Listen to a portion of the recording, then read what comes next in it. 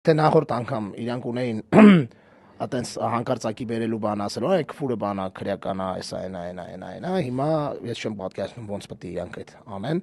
ինչ պետք է սարքեն, ինչ տուշոնկա շոու պետք է սարքեն, բայց մենք պատրաստ ենք, սպասում ենք եւ վստահ ենք, որ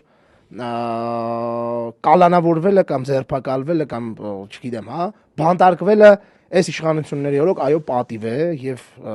մենք շատ քմծիծաղով ենք վերաբերվում այս իշխանությունների կողմից մեր խոսքի այսքան այս աստիճանի վախը մեր խոսքից։ Մենք հասկանում ենք, որ ցանկացած նորմալ խոսք, ցանկացած ուղիղ խոսք վախացնող է։ Մենք հասկանում ենք, որ այդ վախերը իշխանությունը, ավտորիտար իշխանությունն է վախում խոսքից, ու մենք երբեք խոսքից անդին չենք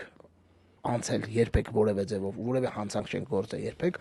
բայց ինչպես ասում են, հանցանք գործել պետք չի, ինչպես նախորդ անգամ, այս անգամ էլ մի բան կարան սարքեն։